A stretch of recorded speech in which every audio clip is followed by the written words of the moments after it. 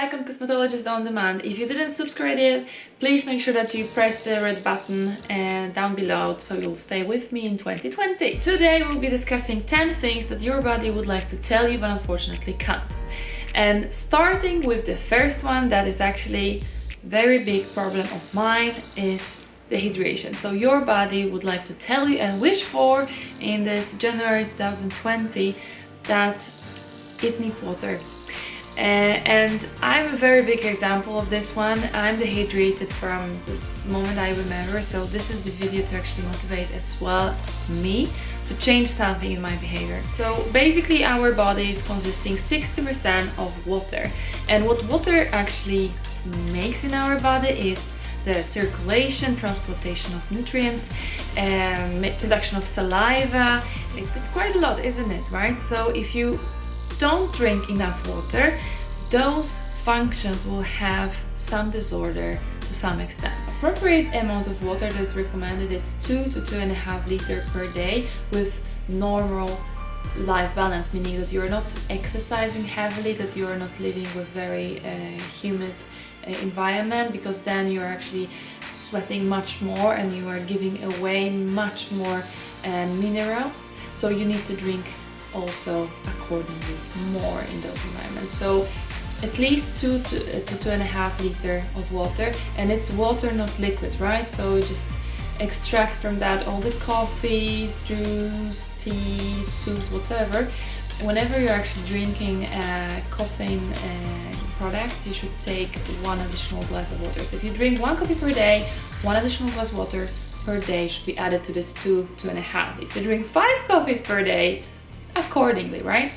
So how to recognize dehydration? First point that you should recognize is that your brain is sending and triggering the thirst mechanism. So you're thirsty all the time, right? And even if you think about, I don't know, salty products, you immediately have this dry tongue. Also, you might have headaches, you might be weak, you might feel dizzy.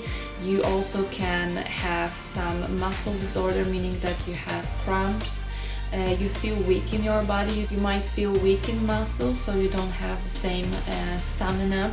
Also, your urine might be darker than usual. And if you have problems to be hydrated, like me, so January 2020, now there is the time for New Year's resolution, and this is my New Year's resolution, to be hydrated. And there are many hints and tips how you can get there, and one of them is that whenever you are waking up, you're drinking 1 or 2 glasses of water immediately. I know it sounds crazy, but I believe for some people it's actually a habit. Secondly, you should have a bottle of water or a cup of water with you wherever you are, at your workplace, at your home, wherever you sit. Just have water with you and have a glass in front of you just to motivate yourself to grab it, just grab it. Okay, so second thing that your body would like to tell you but can't, please give me good nutrition. So try to reduce amount of animal fats and increase amount of vegetables and fruit that you have in your diet. You can go to your normal doctor and ask for a prescription to check your blood. I, for example, did it, was it like 3 weeks ago, and I know that I'm low on magnesium, and I'm low on vitamin D, and I'm low on iron, but that's very common to me, unfortunately. So if you know all those stuff, of course you can do some supplementing and add some vitamins to your diet. Just to summarize, what good nutrition does is to limit the risk of many diseases, heart diseases, diabetes, stroke, also cancer and osteoporosis. What it improves your immune system and how you actually fight illnesses and diseases, and also boost up your self-being. So, to number 3. Number 3, sleeping. You might think that it's not important, that you sleep 4 or 5 hours per day and it's fine, but actually it's not. This is the time when your body recovers from everything that you have taken during the day. If you're a child or teenager, this is actually when your body is focusing on the development and growth. So please, please, please sleep. Getting enough quality sleeping time protects your mental health, physical health, also safety and well-being. So going on the other side of that picture, right? So if you don't have enough sleep, you can be much more distracted, you can focus much less. Studies have shown if you are sleeping in inefficient way, you might have troubles with solving problems, taking decisions, controlling your behaviors and emotions, and also coping with change. So fourth thing that your body would like to wish in 2020 is more exercising. Of course, everyone is talking about it, right? But one more time, what does it bring? If you're regularly active physically, you're lowering probability of many diseases. Many of them are heart diseases, so heart attack, stroke, different kind of problems and disorders with high blood pressure. Lowering your cholesterol, you're taking over control of your weight, you're also more energized and confident. Also your bones, muscles are much stronger, and this removes risks of osteoporosis. And after you train so much, right, then it's time to relax. So this is the fifth thing that your body would like to tell you. Find your zone, your niche that gives you this relaxation. We are in this massive rat race which is going on right now outside. We are, hunting deadlines, trying to be the best at home. We are trying to be the best at work. We are, hunting the rabbit all the time. And who is actually thinking to step back and just think about ourselves, our body? And this is the time to find some niche, find something that makes you happy, that makes you relaxed. It might be just taking a walk, it might be just taking a walk around your office or around your house, it might be some yoga, it might be some beauty or relaxing routine that you can do at home. It actually doesn't matter. It's all about you and your body and taking all the stress away from you. Relaxing for me is this reactive part where we are exposed to stress and now I need to relax. But if you go to the root cause and think about some proactive action, we would call for reduction of stress in the very beginning. So number 6 is stress reduction. Physical symptoms of stress are headaches, dizziness, anxiety, problems with sleeping, worrying, poor concentration, and problems with making decisions and uncontrollable thoughts. Either you're worrying all the time or you're overthinking all the time. And this is the moment when you should think about what actually causes this process.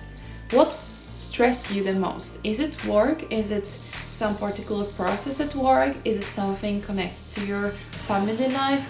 Try to think about it for 5 minutes. Find it. Think what you can do to remove this stress. Maybe you should talk to someone. Maybe you should talk to your boss. Maybe you should talk to your partner, husband, sister, mother, child. Sometimes our children are stressing us very much. My Stella is 1.5 years. She's stressing me a lot. I think I cannot talk to her right now about that, but in the future. Okay, number 7, and I think it's super important, is self-acceptance. Was there any moment of your life when you sat down in front of the mirror and you said, man, I like you, I love you, the way you are right now, with all the flaws, with all the problems and disorders you have, with all the things in your body that you don't like, with all the things that you did in the past, with all the personality that you represent with yourself. It is so important to be in peace with yourself if you want to make a peace outside of yourself. I don't think many people have this self-acceptance. So if you can right now, stop this video and go to your mirror and say, I like you, I love you the way you are, you're amazing. Yeah? Number 8, this is something I also have to work a lot on, and this is time spending outside. So average person spends 90% of their time inside and only 10% outside, which gives 2.4 hours per day, which is actually extremely a lot when you think about it. Who spends 2 hours outside, right? You're getting out of the house and probably you're getting to some means of transport, so don't count this one. If you're in the bus and car, it doesn't count. As recently as only 50 or 100 years ago, we were spending tons of hours outside, and this was stimulating our senses, of hearing, of seeing. Now we are sitting in the house, we are doing everything in the house, we're even shopping online. We are doing so many things in front of the computer, right? And our work very often is in the house. So try to think out of the box how we could increase that time to be on the fresh air and enjoy our nature. That number 9 is very important. I would say it's forgotten by many people. It's appreciation of yourself. How many times you're criticizing your thoughts or your behavior just because this is the way to improve yourself? How many times on the other side you actually said, damn, good job? How many times you clapped yourself on the shoulder and you said, that was a really good day, I did a lot, or I achieved this small thing that brought me there or there? How many times you actually said to yourself that you are progressing, that you are, moving one step forward? We are listening so many motivational speeches and we need people who are pepping us, but you can be this person. You can just make yourself with better self-esteem by adding this positive aura around your work, because you're doing damn good job. You are doing something good and you have to get credit for that. And if someone is not giving that to you today, you should be the person to do that. And the last 10th thing about what your body would like to tell you and wish for, but it can't say anything, is to do something about environment. Probably you hear a lot about the climate change. You hear a lot about what is happening in Australia right now. And I think this is the time that we should focus on changing our behavior and getting our future in our hands. And what you can do, you can start actually in your home. You can start recycling. You can start buying products with better awareness. My channel is actually going to serve this purpose. I want to raise awareness across our consumers. What products are environment friendly and cruelty free for animals? So this is also what you can do. You can be better consumer and choose with awareness of what you're buying and what you're choosing and what you're supporting. So start today thinking about our environment. It has massive impact on your body now and in the future. So thank you for staying till the end. I hope you enjoyed this video. I think all those 10 things are very, very important, and please write in the comments what are your thoughts.